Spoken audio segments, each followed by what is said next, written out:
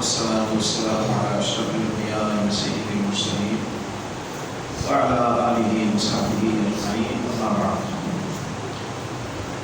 سید قاری کتاب الطب میں اور دیگر بہت سارے مقامات پر حدیث آتی ہے کہ یہودیوں نے نبی صلی اللہ علیہ وسلم پر جادو کیا جب آپ سے سبندی نہیں آئی، لیکن ان کا جادو کا سر اللہ السلام تھا. وہ سامنے آ کر لڑنے کی طاقت نہیں رکھتے تھے، اس طریقے سے چاہتے تھے کہ وہ اذیت دیں اور تکلیف دیں اور اپنی مراد کو پہنچیں.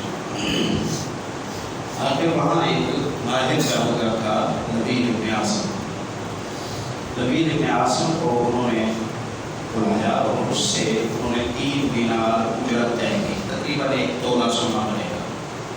یہ ہم انہیں دیتے ہیں، ہمارا یہ کام کر دو، محمد رسول اللہ صلی اللہ علیہ وسلم چالو کر دو.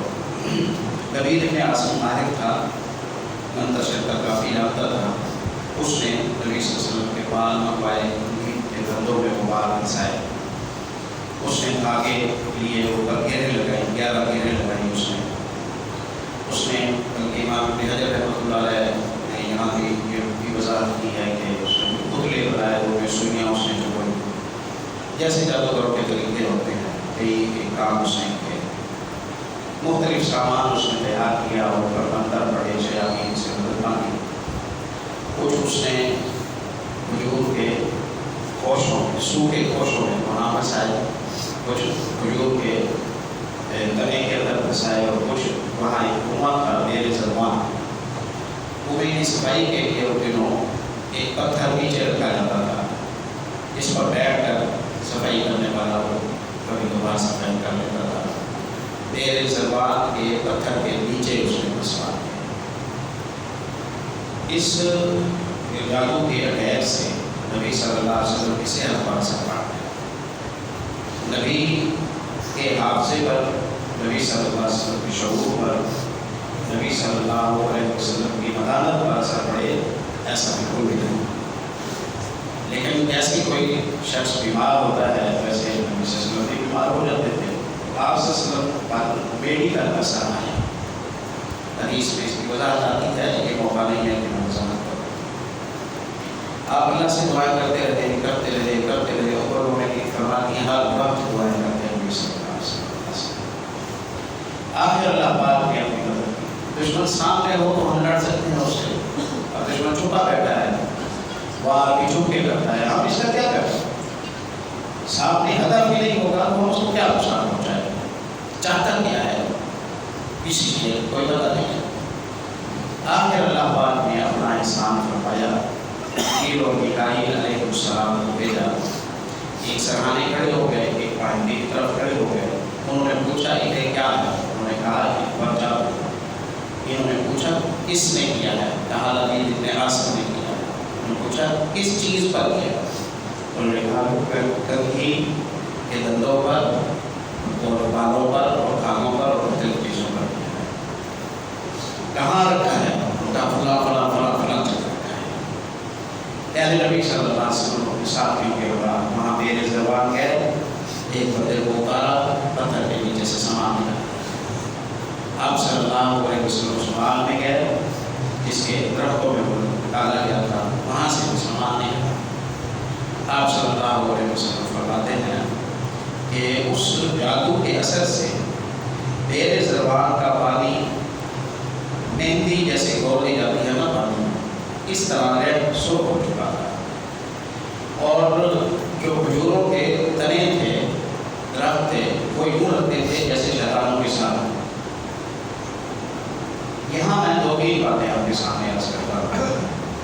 نبی صلی اللہ علیہ وسلم پر طبی اثر ہے، باغ پر اثر آیا تو حالات پر اثر ہوا. کنویں میں اثر آیا تو تجارت پر اثر ہوا. لوگ ان دنوں کنویں کھود کر اس کے ذریعے تجارت کرتے. یہ ایسا جادو ہے جس کے ذریعے صحت متاثر، جس کے ذریعے رزق متاثر، جس کے ذریعے بزنس متاثر، جس کے ذریعے تجارت متاثر. سارے مرض اکٹھے ہو گئے نا ایک ہی اٹیک کے ذریعے. پیارے نبی صلی اللہ علیہ وسلم فرماتے ہیں کہ جبریل علیہ السلام نے اب اس جادو کو جب کھولا اور اس کو صاف کیا، صاف اس طرح کیا کہ اعوذ باللہ بسم اللہ پڑھ کے قل اعوذ برب الفلق پڑھی اور ایک پھونک ماری، گرنے لگی ہوئی تھی 11، جیسے جبریل علیہ السلام نے پھونک ماری ایک گرہ کھل گئی، ایک گرہ کھل گئی، ادھر ایک گرہ کھلی، ادھر میری طبیعت کو چھوڑ،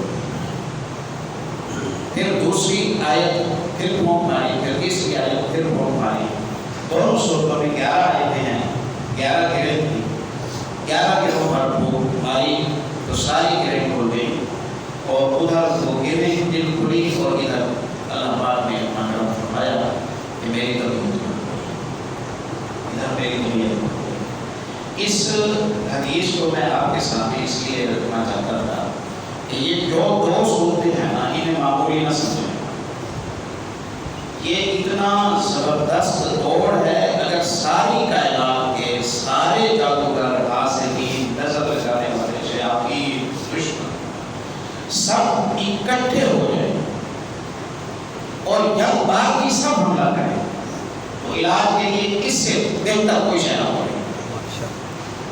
یہ اتنی زبردست صورت ہے، میڈیکل علاج، نفسیاتی علاج، طبی علاج، روحانی علاج، نظر کے اثرات ہر شے کو کاٹنے کے لیے یہ دو صورتیں ایسی ہیں کہ جامع ترمذی کتاب تفسیر میں امام ترمذی رحمۃ اللہ علیہ نے نبی صلی اللہ علیہ وسلم کو حدیث نقل کیا ہے، آپ فرماتے ہیں لم ارى انزلت علی السورۃ لم ارى مثلهما، مجھ پر جیسی یہ دو صورتیں اتری ہیں ویسی کوئی شے نہیں اتری، ویسی کوئی شے نہیں اتری۔